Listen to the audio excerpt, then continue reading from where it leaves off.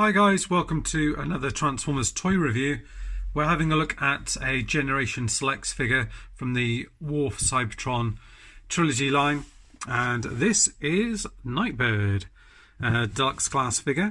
It's already been opened up, but I haven't actually got the figure out and played with it yet. So as standard, they come in these kind of shipping boxes, and then you get the figure in this kind of plastic clamshell here. And then in with it, just put the box off to the side, and then in with it you get your instructions. So this is a remold, retool of a lot of the other kind of Fembots that we've seen already, Chromia and all those ones, which can be used. I think they've got the Combiner Wars port in there somewhere, or does this one not have it? I think looks like this one doesn't have the Combiner War port, which is unusual. I'm sure Chromia and that lot did. Let me just double check that actually,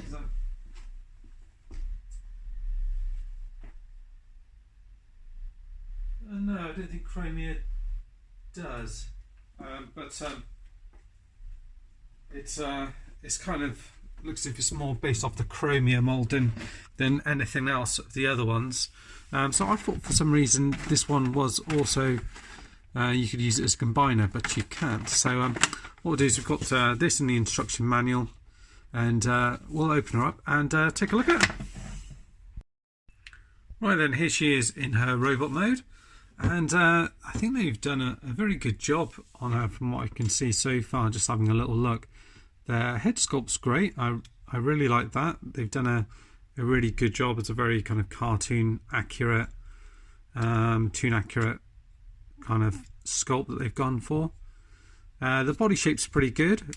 The paint looks like it's good on here. It's got this kind of gunmetal grey, and then you've got the gold bits which are plastic on the paint on the purple plastic here. The face is really well painted. And it looks like you've got this kind of gloss black paint, which is painted on parts of the vehicle mode here. And again, this gunmetal grey here. Overall, yeah, it's pretty impressed, first impressions anyway. So we'll just pop her down here, just take a look at the accessories. So you get various different blasters. So you get this one here, which is grey plastic painted, kind of a goldy yellow, almost like a mustard colour really. You get one of these here, and then all of these can kind of be added in, and these two here again with this kind of gold paint. This one's a little bit on the sort of rougher side, and you've got various things that you can do. So with these two here, she can hold them in her hands, and she can look like she's about to throw these kind of grenades at people. So you've got those options. You've also got the option to peg them on the back here, like so, either side, and they kind of look a little bit like kind of rocket boosters as well. You can see a little bit where it's gone over on that side here. And then with the gun here, you can either have them as separate things, or you can kind of peg them on together like that, and you've got yourself a blaster like that. And these can peg into various different places on the side and on the legs here as well. I think there's a few different configurations they show as well.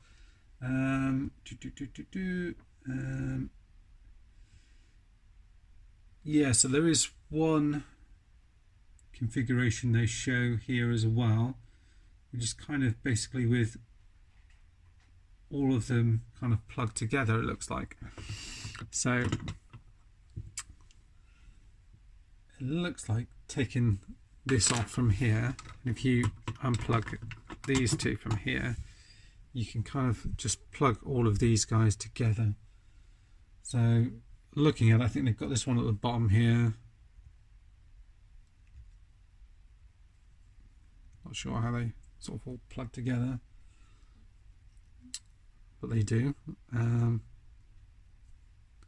It's like that. I think it's something like that.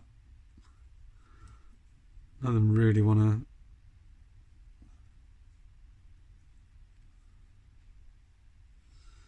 definitely shows one of them in the middle here, so I think it's supposed to be like that, and that ends up being a bit of a kind of a baton, I think. So yeah, on the instructions on the other side, it kind of shows it as a baton that she kind of holds like this. But it's not too bad. It's a little bit on the wonky side, but you can do that, and then it kind of shows. Obviously, you can then peg this gun onto the side. It's not a bad look if you're looking just to make her and Chromia look a little bit different in terms of weapons and things like that. I think that's a good way of doing it. And just to show you on the instructions here, it shows you some of the different places where you can attach those on there. So you can, looks like you can also attach them to the shoulders here as well, on the hands, on the side. It shows you can add the different blast effects, and then it shows you the flash grenades, the Nightshock Baton, and the Venomizer Blaster there as well. So you've got all of those there. In terms of articulation, I'll just take these bits off. Again, not too sure about that. It'll hold together well. The head kind of can go all the way up. It kind of flops down. It's a little bit floppy. It can go to the side here, but then because the way the articulation works, it sort of heads at a funny angle, but it can go all the way around should you need it. The arms can go all the way around. They are hindered by the backpack here, but they certainly do have the flexibility to do that. The arms go up to here, you get a swivel up to here, and the arms go up to here, and then the fists rotate in here, and that's all to do with the transformation. Do you get waist articulation? No, I don't think you do. There's no waist articulation there. There's a swivel at the top here. The legs kind of go up here and all the way back, kind of hindered by the backpack, out to the side there. Swivel, which I mentioned, bend in the leg there. You have to kind of bend that sort of peg past it to get it though. So there is that. The feet, well, you kind of got the top of the ankle bends backwards and forwards. So you've got that, and then you've got a tilt that's built into that as well. Does that go either way? Yeah, so that goes a fair bit on there. And as mentioned, there's lots of paint. You can see the glossy black paint on here and here, even silver in the wheels here. All in all, it's a pretty well painted figure, I would say. And you know, she looks pretty good on display, in my opinion. And then transforming her, well, should be exactly the same as it was. He says, getting out the instructions to remind himself how to do it. So let's try this. So based on the instructions here, just going through that, is they show you putting the arms up like this, turning that head right around. I'm a bit worried because that is a little bit on the kind of floppy side of things. And then you go around here, move these ankles in like that. You then rotate these pieces around here like so, so they're facing forward like that. So I'm pretty much just going through what we've got on the instruction manual because I can't really remember how to do it, so I'm just following it step by step. These bits go out like so, this bit goes forward, and then you unpeg this bit from here, and this is all painted really nicely, and that bit should come over here. Just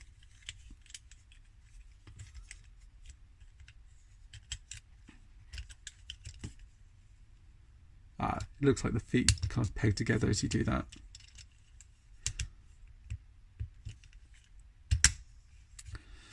Okay, so that all pegs in nicely. Pretty sleek, isn't it? I think this would be a good mold to use for like a Vehicle if you could just change the head on it. It looks as if their head just folds away in here. So as mentioned, there's no combiner walls element to it, unfortunately. So I've sort of gone off script a little bit with that, so that all works okay. Ah yeah, there is a swivel in here, so presumably it's a little bit restricted just because of the articulation and all the kind of bump that gets in the way there. So you just kind of move these out of the way like that. I should peg in there, and then it looks like these bits will come down like that, and you fold the arms out of the way.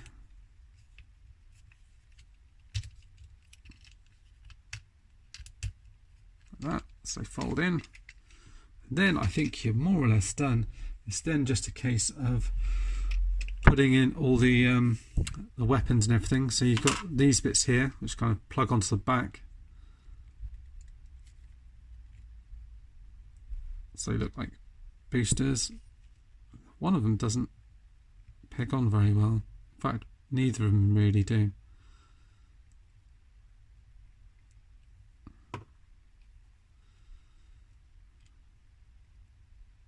Yeah, for some reason I can't get those to peg on as they should do. One seems to peg on okay, but the other one not so much. You know, it should fit on there. That's annoying, but they are supposed to peg on there. And then you've got the gun here, pegs onto the top like so, and then you've got the other barrel bit which can then peg on top like that. Alright, so I did have a little fiddle about just to see if I could get these in, but this one here just doesn't want to play ball. It just kind of, I mean, it's got the kind of groove that's in there, same as this one, but it just doesn't want to fit in. So I can get one in but not the other, which is really frustrating. I mean, I guess what you could do is pop these on the back here and have them like that if you wanted to. Another option that you've got. So it's a pretty sleek looking vehicle mode. In this mode I would say, I mean, they've done great with all the paint, but actually in this mode you kind of think it's a little bit too much, because close up you can make out all the detail and whatnot, but if you're a bit further away it's hard to sort of make it out. So on this one they probably could have done with a little bit of weathering, or just making it slightly different, I think. And obviously the guns here you can peg on various different places. You've got bits where you can add on blast effects, and you can add on blast effects to these weapons and so on. Yeah, it's a very good looking figure in my opinion, well worth picking up if you can do. Nightbird is one of those that hasn't had a load of releases, so get hold of it if you can. Anyway, that's it for now guys, thanks for watching and I'll see you next time. Bye bye for now.